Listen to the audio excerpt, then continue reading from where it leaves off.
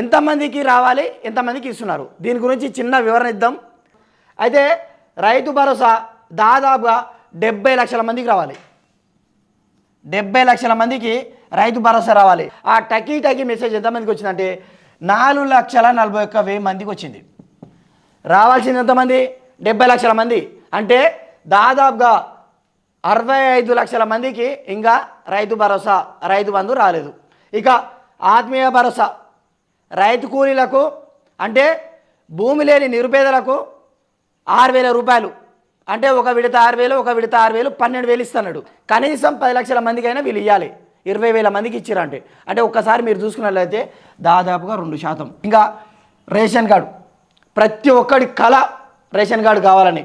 కేసీఆర్ ఇవ్వలేదు, కేసీఆర్ని తిట్టిర్రు. ఎందుకంటే కండిషన్ సప్లైలో ప్రధాన కండిషన్ ఏముంటుందంటే రేషన్ కార్డు ఉన్న వాళ్ళకే పథకాలు అంటారు. కాబట్టి కేసీఆర్ని తిట్టినవు, ద్వారా రేషన్ కార్డు వేయలేని. నువ్వు వచ్చినావు రేషన్ కార్డుకు, అంటే కొత్తగా పెళ్ళైన వాళ్ళు, రేషన్ కార్డు ఎడిట్కు ఉండేటోళ్ళు అందరూ ఎంతమంది ఉన్నారంటే దాదాపుగా 40 లక్షల మంది ఉన్నారు. దాదాపుగా 40 లక్షల మంది రేషన్ కార్డుకు రెడీగా వాళ్ళు అర్హులు. కానీ నువ్వెంతమందికి ఇచ్చినావు? 42,000 మందికి ఇచ్చినావు.